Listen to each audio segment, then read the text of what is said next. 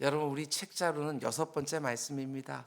오늘 말씀의 제목은 사람과 다투지 말고 하나님께 구하는 온유한 자가 얻는 르호봇의 복, 이런 제목으로 말씀 전하도록 하겠습니다. 사람과 다투는 것이 아니라 하나님께 구하는 온유한 자가 얻는 르호봇의 복, 이런 제목입니다. 여러분, 지는 것이 이기는 것이다, 이런 말이 있지요. 근데 여러분, 이 말을 정말 믿으십니까? 이기는 것이 지는 것이다. 사람들이 말은 그렇게 해도 실제로는 안 믿습니다. 지는 것이 이기는 거야 라고 말할 때는 사람들이 대개 양보할 수밖에 없는 상황에서 자기를 스스로 위로하는 차원에서 그렇게 말할 때가 참 많이 있습니다. 일종의 정신 승리가 아닐까, 이렇게 생각이 듭니다. 사실 양보한 사람은 그냥 손해보기 마련이지요. 양보한 사람이 이기고 양보한 사람이 얻게 되는 경우는 그렇게 많지 않습니다. 근데 오늘 본문에서 우리는 지고도 이기고 양보하고도 얻은 사람을 보게 되는데, 그 사람이 우리가 너무 잘 아는 이삭이라는 사람이지요. 이삭은 우리가 잘 아는 것처럼 아브라함의 아들입니다. 가나안 땅에 살던 이삭이 극심한 기근을 만나서 잠시 그랄 땅으로 이주해서 살기 시작한 것이지요. 자기 아버지 아브라함이 그 땅의 왕 아비멜렉과 좋은 관계를 맺어놓은 땅, 그 그랄 땅으로 이주해서 사는 거예요. 아버지 아브라함과 좋은 관계를 맺은 아비멜렉과, 그리고 오늘 본문에서 아들 이삭이 만나고 있는 아비멜렉은 같은 사람이 아닙니다. 아비멜렉이라는 이름은 그 당시 그 지역의 정치 지도자를 지칭하는 명칭이지요. 그래서 오늘 본문에서 이삭이 만나게 되어지는 그 아비멜렉은 아버지 아브라함과 좋은 관계를 맺었던 그 호의로운 아비멜렉은 아닙니다. 어떤 면에서 이삭은 가나안 땅에 임한 극심한 기근을 피해서 일종의 난민으로 그 땅에 온 것이지요. 그리고 아버지 아브라함이 팠던 우물들을 근거로 해서 그 땅에 거주하기 시작한 것입니다. 그런데 그 땅에서 삶 어떠했을 것 같습니까? 이런저런 어려움 때문에 자신에게 익숙한 땅을 떠나 낯선 곳에서 새로운 삶을 살아간다는 것은 여간 힘든 일이 아닙니다. 이미 견고하게 터를 잡고 있는 그 땅 거주민들과 그 땅에 어울려서 그 틈바구니에 살아간다는 것은 쉬운 일이 아니지요. 내가 살아갈 터전을 그 낯선 땅에서 마련하고 나의 입지를 만들어 가는 일은 결코 쉬운 일이 아닙니다. 그러나 이삭은 아버지가 파놓은 우물들을 근거로 해서 정말 성실하고 부지런하게 농사를 짓습니다. 그리고 하나님은 이삭이 흘린 땀에 복을 주셨고, 이주한 낯선 땅에서 빠르게 자리를 잡고 많은 재산도 모으게 됩니다. 우리가 너무 잘 아는 구절이지요. 정말 사모하는 구절이기도 하고요. 저희 원로 목사님이 사업장 신방하게 되었으면 이 말씀으로 말씀 전할 때 굉장히 많았습니다. 이삭이 그 땅에서 농사하여 그의 100배나 얻었고 여호와께서 복을 주심으로 그 사람이 창대하고 왕성하여 마침내 거부가 되어 양과 소가 떼를 이루고 종도 심이 많았다. 뜬에게 불과하던 그 이삭이 블레셋 그랄 땅, 그 낯선 땅에 들어와서 큰 부자가 되었습니다. 이삭의 수고와 노력 때문이 아니지요. 100배 수확이라고 하는 것은 인간의 수고와 노력으로 얻을 수 있는 것이 아닙니다. 하나님이 큰 복을 주심으로 정말 엄청난 풍년을 경험한 것이지요. 그런데 이내에 문제가 생깁니다. 그 땅에 이미 살고 있었던 블레셋의 그랄 사람들이 시기하기 시작했습니다. 감정이 상한 거예요. 사촌이 땅만 사도 배가 아프다고 말을 하는데, 사촌도 아니고 난민으로 들어와서 자기 땅에 빌부터 사는 주제에 자기들보다도 훨씬 더 큰 부자가 되어 살아가는 것입니다. 오늘날에도 온 세상 가운데 이런 일이 얼마나 비일비재한지 모릅니다. 이주민들과 거주민들의 갈등 정말 곳곳에서 일어납니다. 이방인들이 들어와서 우리의 직장을 다 빼앗아 간다고, 저 사람들 때문에 우리가 이렇게 어렵게 산다고 그렇게 말하는 경우들이 얼마나 많은지 몰라요. 근데 뜨내기처럼 자기들 땅에 들어와서 100배 수확을 거뒀습니다. 창대하고 왕성하고 거부가 되었어요. 양과 소가 떼를 이루고 종들도 힘이 많아졌습니다. 하나님이 주신 복이지만 그랄 사람들이 그걸 알 리가 없지요. 그래서 그랄 사람들이 이삭의 잘됨을 시기하기 시작한 거예요. 그래서 이들이 어떻게 합니까? 15절, 그 아버지 아브라함 때에 그 아버지의 종들이 판 모든 우물들을 다 막고 흙으로 메꿔버렸다. 어느 날 그랄 사람들이 작심하고 찾아옵니다. 그리고 아버지 아브라함이 파놓았던 모든 우물들을 다 흙으로 메꿔버린 거예요. 이게 어떤 의미겠어요? 이 땅 즉시 떠나라. 그렇지 않으면 너에게 어떤 일이 생길지 모른다. 이런 경고 사인 아니겠어요? 그래서 이삭이 어떻게 합니까? 너무나 억울한 일을 당했지만 대응하지 않아요. 그러니까 거부라고 말했어요.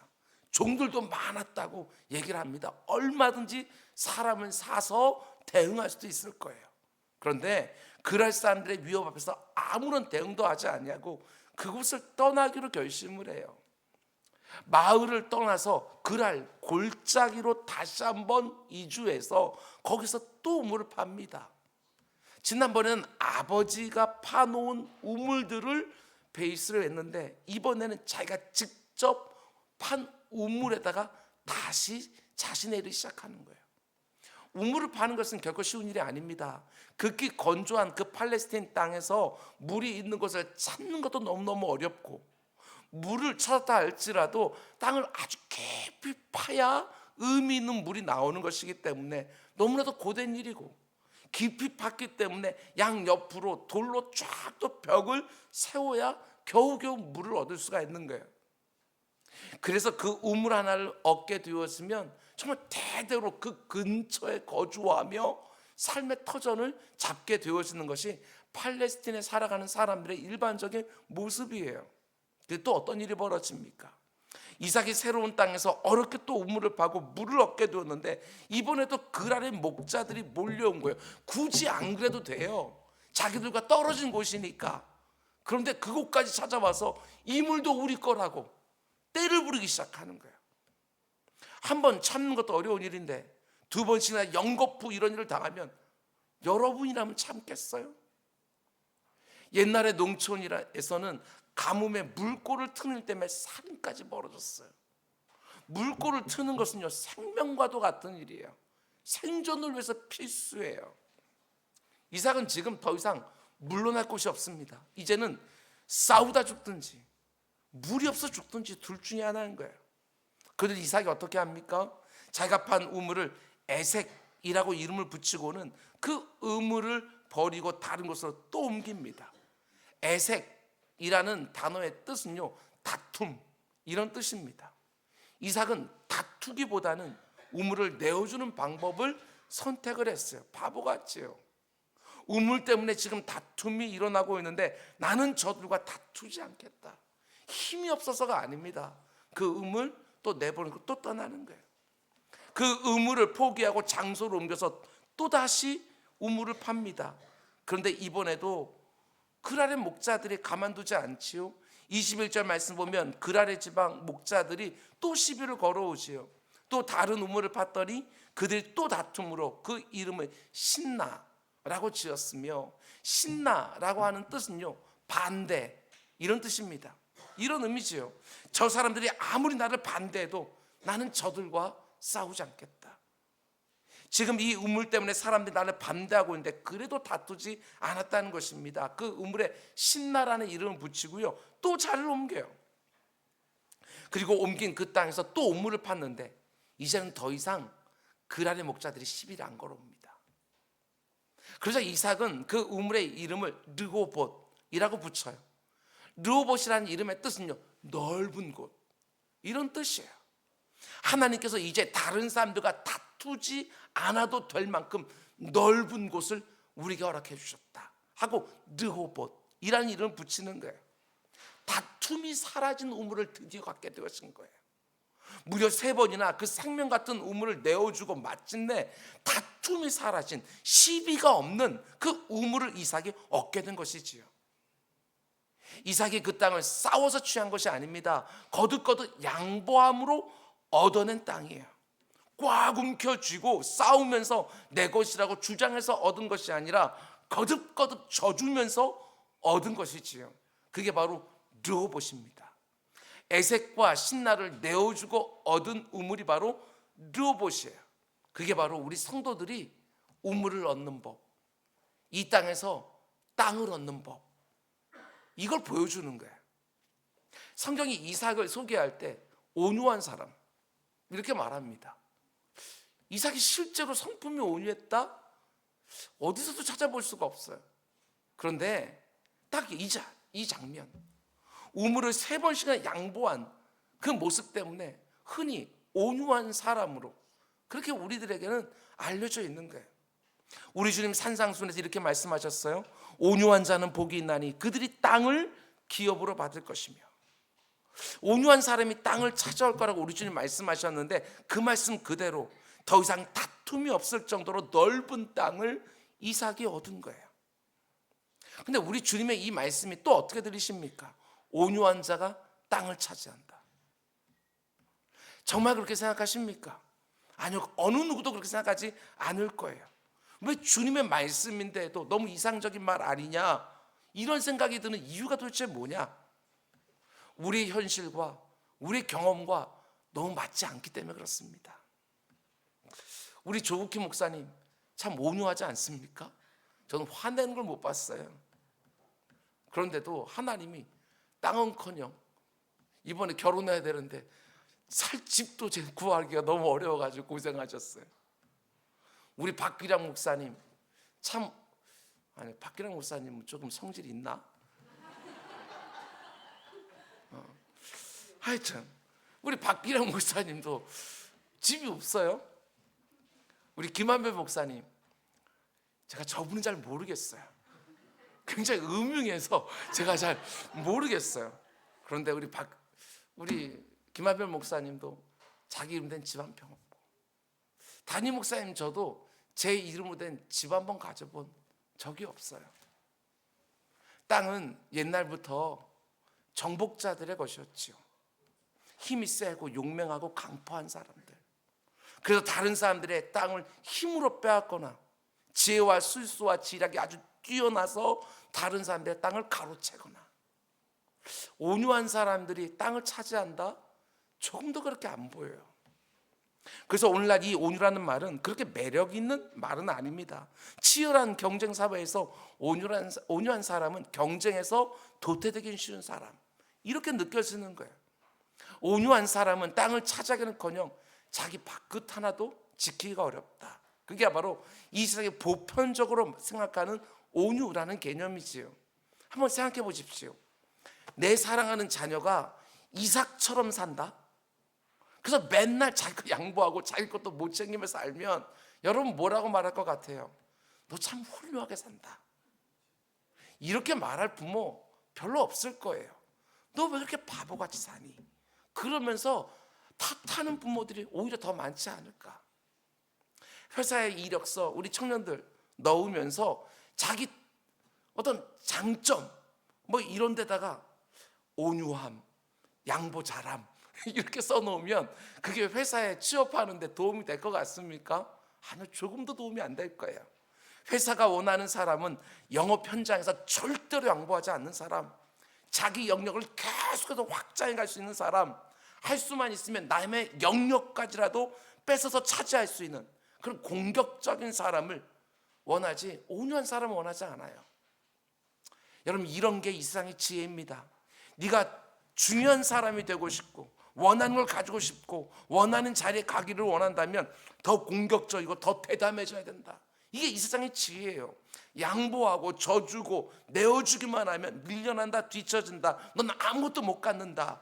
이게 바로 이 세상이 가르쳐주는 지혜지요. 그런데 성경은 이 세상의 지혜와 전혀 다른 말씀을 합니다. 온유한 자가 땅을 차지한다.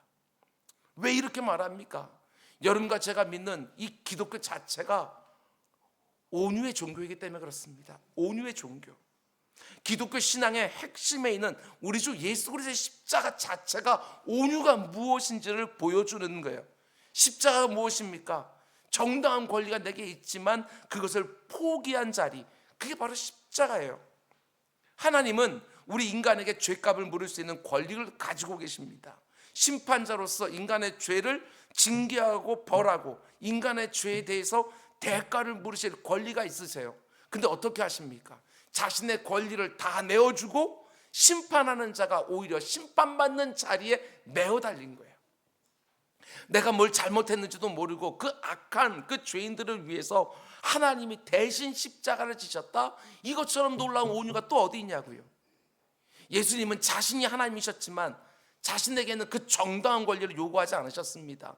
불의하게 정죄당했지만 그것까지 다 자기 몸에 스스로 채우셨어요. 자신의 십자가에 못 박는 그 사람들을 얼마든지 천사들을 동원하여 싹 쓸어버릴 수 있지만 정말 묵묵히 그 십자가 영을 받아내셨지요. 한마디로요, 우리 주님이 져주신 거예요.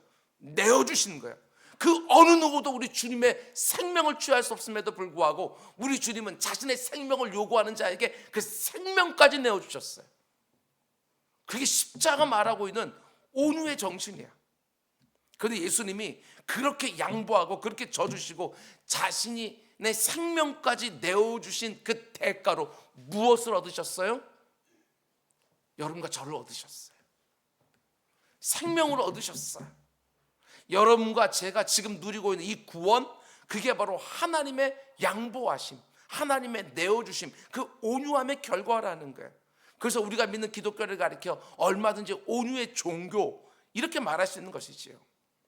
이번에 제가 이 말씀을 묵상을 하면서요, 정말 이런 생각이 들었어요. 온유라는 말을 딱 한마디로 표현하면 뭐라고 말할 수 있을까? 전 이렇게 정의했어요. 온유는 일종의 의외의 반응이다. 온유는 일종의 의외의 반응. 정말 그렇지 않습니까? 우리가 받은 구원은 인간을 향한 하나님의 의외의 반응. 죄의 삭은 사망, 반드시 자기 죄로 죽어야 되는데 하나님의 의외의 반응, 그게 십자가였어요. 심판을 받아야 될 사람들에게 심판 대신 의외의 용서가 주어지고, 정죄를 받아야 될 그 사람들에게 정죄 대신 의외의 사랑이 부어지고, 하나님이 나에게 보여주시는 의외의 반응, 그게 바로 온유예요. 아니, 나 같은 사람을 당장에 이런 벌 저런 벌 안 내리고 여전히 지금까지 부드럽게 대해주시고 기회를 연장시켜주고 계신다, 그것처럼 의외의 반응, 이게 어디 있냐고요. 그 죄를 미워하신 그 하나님이 나를 아직까지도 선대해 주시고 아직까지 참아주시고 이 땅에 이렇게 악인들이 질비한데도 불구하고 이 세상을 쓸어버리지 아니하시고 거듭거듭 한 사람이라도 더 돌아오기를 기다리시는, 그게 바로 하나님의 의외의 반응이에요. 그래서 하나님이 온유하신 것이지요. 여러분과 저도 마찬가지예요. 얼마든지 내가 화를 내도 정당해요. 근데 그 순간에도 의외에 이해하고 의외로 용납해주고, 그게 온유예요. 얼마든지 내가 독한 말을 쏟아내도 이해가 될 정도로 저렇게 엉터리 같은 사람을 앞에 놓고 그 순간에도 의외의 경청, 의외의 침묵, 그게 바로 온유라는 거예요. 예, 그렇습니다. 온유는 의외의 일종의 의외의 반응이에요. 근데 문제가 뭐냐? 오늘날 우리 그리스도인들에게 이런 의외의 반응이 너무나도 없어요. 화가 나면 그냥 화 쏟아내요. 내 자존심 상하면 내 감정이요, 얼굴부터 시작해서 다 드러내는 거예요. 독한 말 얼마든지 하지요. 그 반응이 너무나도 빤해요. 조금도 의외의 반응을 못 보여요. 우리 주님께서 말씀하신 게 뭐예요? 내 오른뺨을 쳤는데 왼뺨을 돌려대는 그 의외의 반응 좀 보여줘라. 겉옷을 빼앗으려고 하는데 내 속까지 벗어주는 그 의외의 반응 좀 한번 보여줘봐라. 오리를 억지로 가자고 막 그러는데도 심리를 함께 가주는 그 의외의 반응 좀 보여줘봐라. 뭐 이런 게 있어야 십자가에 담겨져 있는 우리 주님의 모습이 그래도 이 세상에 드러날 터인데 우리가 너무 빤해요. 조금 더 의외의 반응이 없는 거예요. 한 대 맞으면 나도 한 대 돌려줘야. 심지어 교회 안에서도 이 의외의 반응이 드러나야 우리 주님의 온유하심이 드러날 터인데 너무 빤하게 반응한다. 그런 역사도 일어나지 않지. 힘이 없어서가 아닙니다. 능력이 없어서가 아니에요. 할 수 없어서 물러나는 게 아니에요. 그런 것은 의외의 반응이 아니에요. 힘이 없고 능력이 없고 할 수 없어서 물러나는 것은 의외의 반응이 아니라 그것도 역시 너무 빤한 반응인 거예요. 당연하죠. 근데 힘도 있고 능력도 있는데 양보하고 한 발 물러서는 것, 그게 바로 의외의 반응이에요.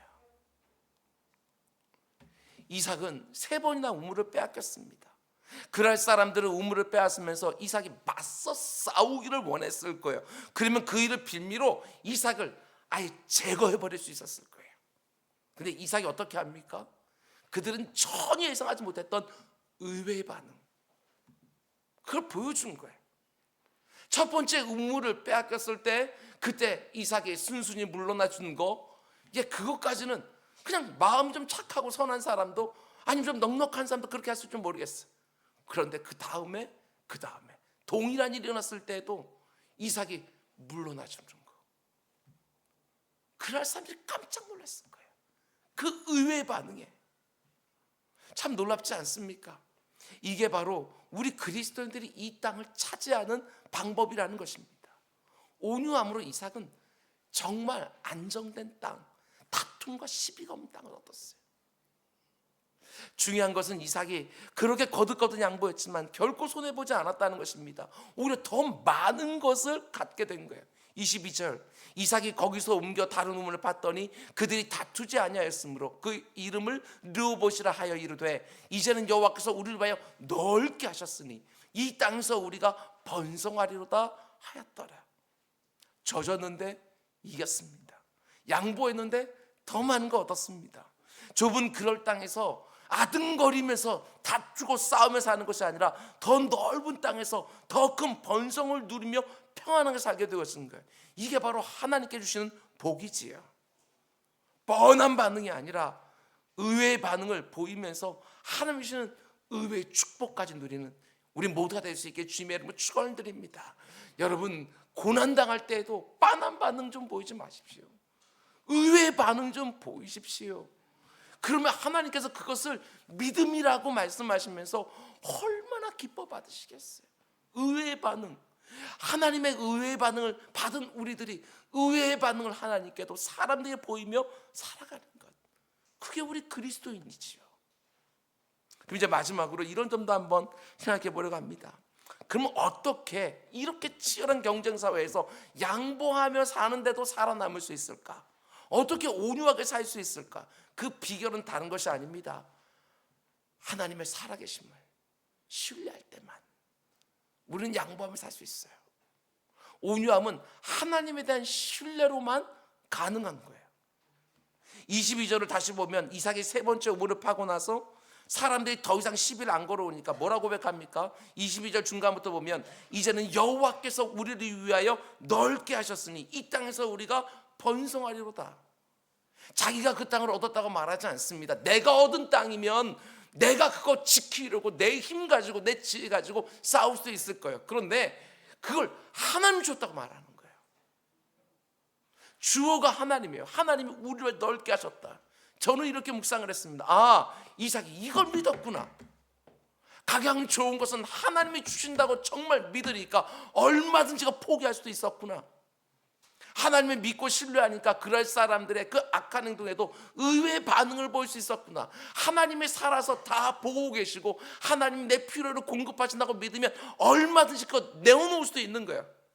우리가 뒤에서 보겠지만 그럴 사람들이 이삭이 르호봇에서 하나님의 복을 받는 그 모습을 보면서 뭐라고 얘기합니까? 하나님이 너와 함께하는 줄 우리가 알아노라, 이렇게 말하게 되어지는 거예요. 복은 하나님께로부터 온다. 그리스도인의 온유함은 하나님에 대한 철저한 신뢰에서부터 오는 거예요. 이건 내 몫인데 어떻게 양보할 수 있어요? 이건 내 권리인데 어떻게 포기할 수 있어요? 하나님이 살아계신다는 것을 믿으면 얼마든지 양보하고 포기할 수 있어요. 이 세상은 하나님의 존재를 알지를 못합니다. 그래서 하나님이 빠져있는 인생을 살아가는 거예요. 당연히 하늘도 닫혀 있지요. 그들은 눈에 보이는 것이 전부예요. 그러니까 양보할 수 없어요. 근데 여러분과 저는 열린 하늘을 가지고 이 땅을 살아가는 거 아니에요? 내가 믿고 의지하는 하나님이 온 우주의 주인 되시고 그분이 다스리는 세상에 내가 지금 살고 있는 것이거든요. 그래서 우리는 눈에 보이는 것이 전부라고 생각하지 않아요. 나에게는 구하면 주시고 찾으면 찾게 해주시고 두드리면 열어주시는 하나님이 계시는 것이지요. 그래서 얼마든지 다툼과 시비를 피하여 내어줄 수 있어요.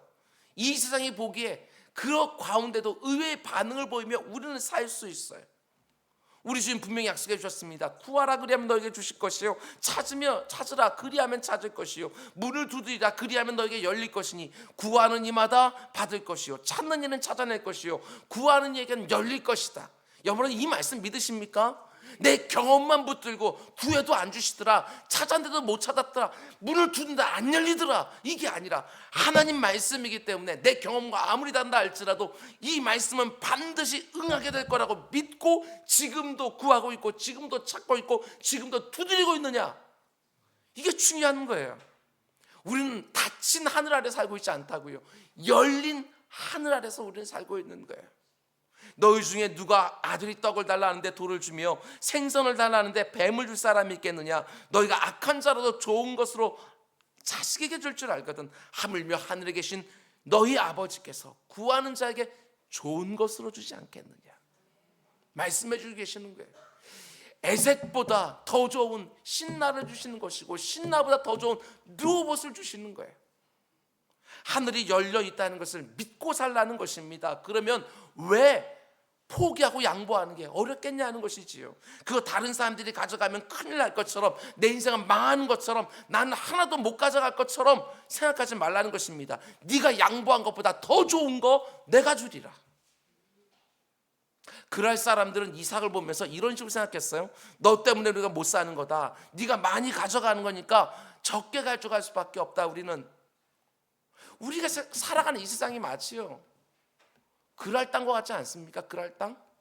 그 사람들이 다툼이라고 하는 우물 곁에서 살고 반대라고 하는 그런 신나라는 우물에서 살아가는 것 같이 보여요.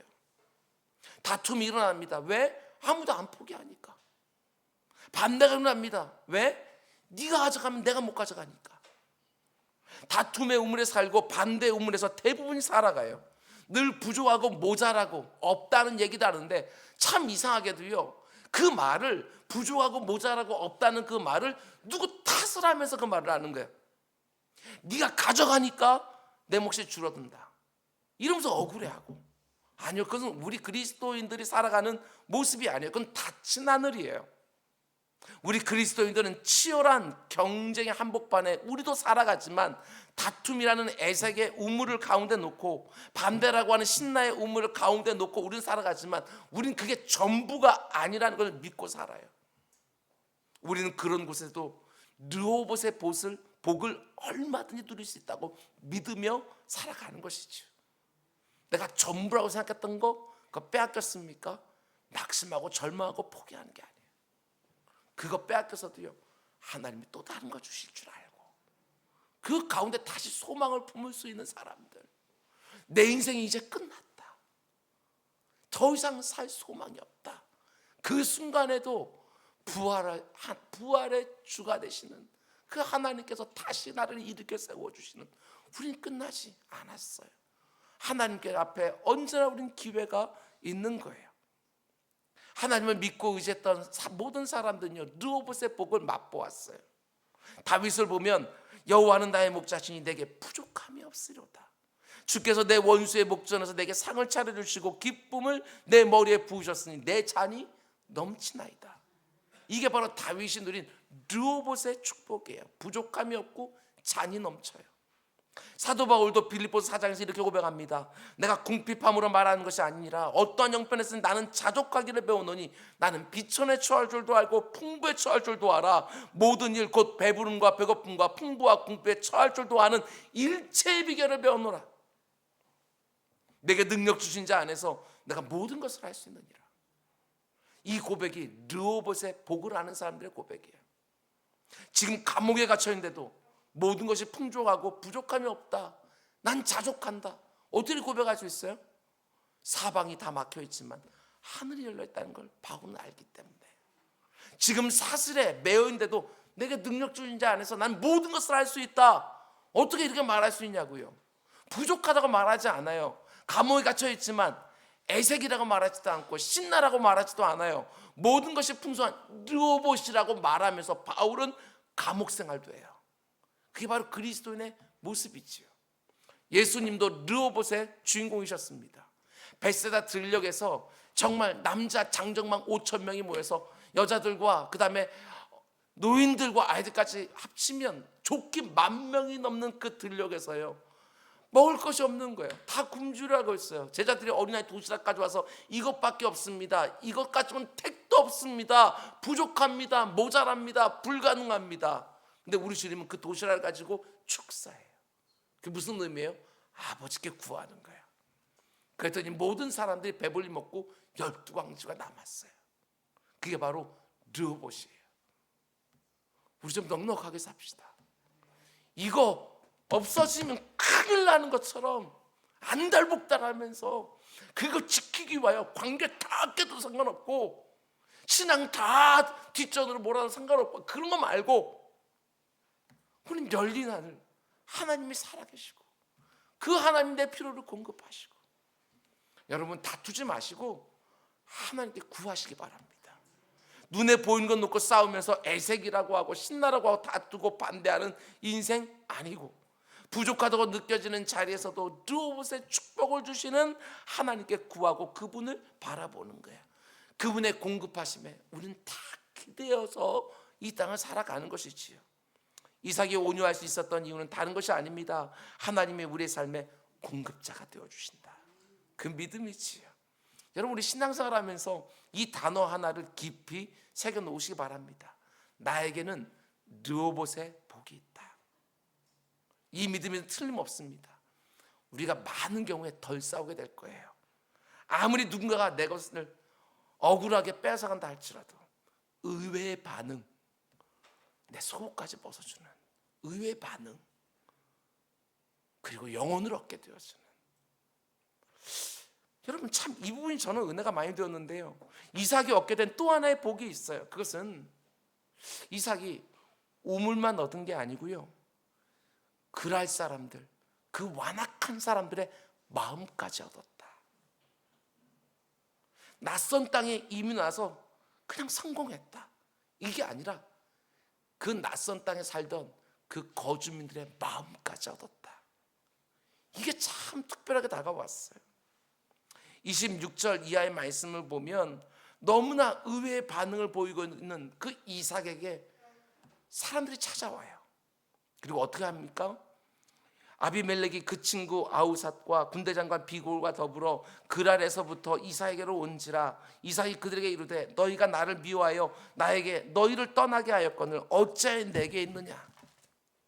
그들이 이르되 여호와께서 너와 함께 계심을 우리가 분명히 보았으므로 우리의 사이 곧 우리와 너 사이에 맹세하여 너와 계약을 맺으리라 말하였노라.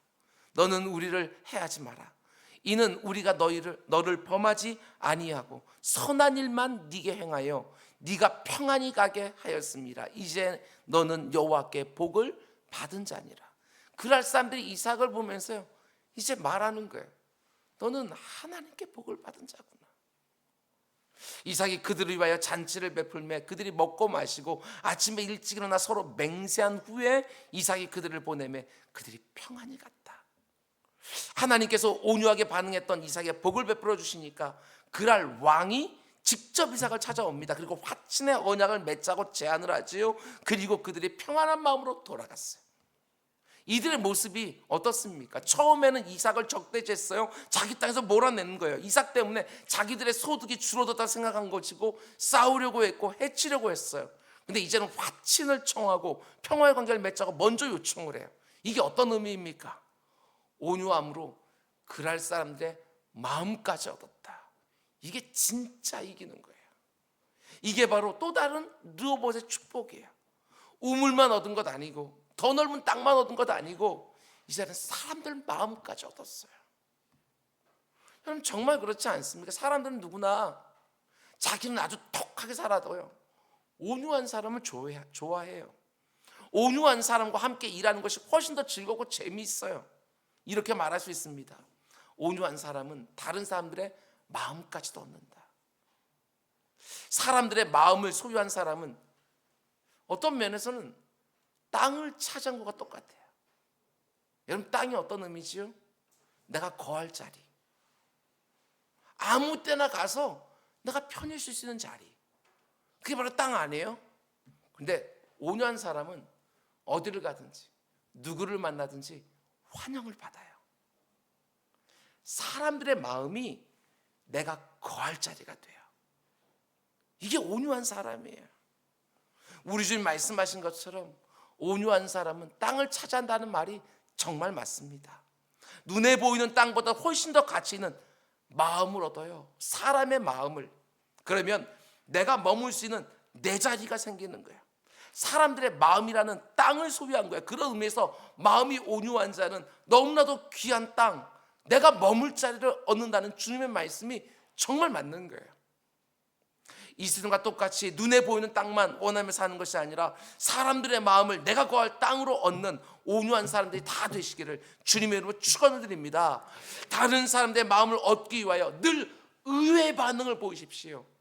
그럼 그 사람의 마음을 얻을 수 있어요. 말씀했습니다. 여러분 온유하게 살면 처음에는 손해를 보는 것 같습니다. 경쟁에서 지는 것 같아요. 심지어 교회 안에서도 그렇게 보여요. 온유한 마음으로 다른 지체들 대하면 때로는 무시당하는 것 같은, 함부로 대하는 것 같은 느낌 받을 때도 있어요. 그러나 끝까지 온유한 모습으로 사람을 대하시기 바랍니다. 그럼 결국엔 알게 되지요. 내가 포기하고 양보한 것보다 더 귀한 것을 얻게 되는구나. 그게 바로 하나님이 우리에게 이삭을 보여주시면서 이전에 가르쳐주는 르호봇의 복이지요. 온유한 아내는 남편의 마음을 자신의 땅으로 얻게 되어집니다. 남편의 마음이 내가 거할 땅이 되어지는 거예요. 온유한 남편은 아내의 마음을 자신의 땅으로 얻게 되어집니다. 그 화목한 관계 속에서 내가 살게 되어져요. 온유한 부모는 자녀의 마음을 자신의 땅으로 얻게 되어집니다. 우리가 포기할 수 없는 땅 아닙니까? 그 땅을 잃으면 그 천하를 다 가져도 행복할 수가 없어요. 여러분 온유한 마음으로 사시기 바랍니다. 그러면 내가 사랑하는 사람의 마음을 내가 거할 땅으로 하나님이 내어주시는 거예요. 르호봇의 축복은 사람과 다투지 않고 하나님께 구하는 사람들이 경험하는 복입니다. 그래서 이삭은 고백하지요. 이제는 여호와께서 우리를 위하여 넓게 하셨으니 이 땅에서 우리가 번성하리로다. 이삭이 온유함이라는 좁은 길을 선택하니까 하나님이 그의 인생을 르호봇, 넓은 곳으로 인도해 주셨어요. 우리가 온유함이라고 하는 좁은 길을 선택하고 사람들에게 의외의 반응으로 대할 때 하나님이 여러분과 저의 인생을 넓은 길로 인도해 주시는 거예요. 여러분도 그렇고 저도 그렇고 화내도 마땅한 그 자리에서 온유함이라는 의외의 반응을 보이고 독한 말, 쓴말을 막 쏟아내도 얼마든지 이해가 되는 자리에서도 온유함이라고 하는 의외의 반응을 보이면서 다툼과 반대가 가득한 이 세상 한복판에서 사람들의 마음을 얻으면서 화목하게 살아가는 너무나 신비한 그 르호봇의 복 하나님께 다 받아 누리며 살아가는 우리 모두가 될 수 있기를 주님의 이름으로 축원을 드립니다. 우리 기도하겠습니다. 사랑의 주님,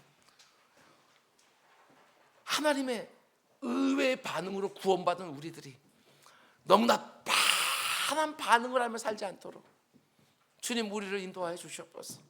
아버지 화내도 되는 자리에서도 아버지 온유함으로 이해하고 용납하고 얼마든지 독한 말을 쏟아내는 그 가운데 속에서도 아버지 마음을 시원케 하는 부드러운 마음을 쏟아내는 그런 의외의 반응으로 사람들의 마음을 내가 거하는 땅으로 누리며 살아가는 우리 모두가 될 수 있도록 인도하여 주옵소서. 이번 한 주를 살아가면서 아버지 하나님, 내가 정말 온유함이 있었는지 아니면 이 세상 똑같이 발끈발끈하며 살았는지 돌아볼 수 있게 해 주시고 아버지 하나님, 이 저녁에 하나님 앞에 온전히 기도하며 하나님을 믿고 신뢰하며 의지하는 가운데 속에 사람들의 마음을 얻는 이 온유함 내게 붙여달라고 기도하는 밤이 될 수 있도록 주님 은혜 베풀어 주옵소서. 예수님의 이름으로 기도드렸습니다. 아멘, 아멘.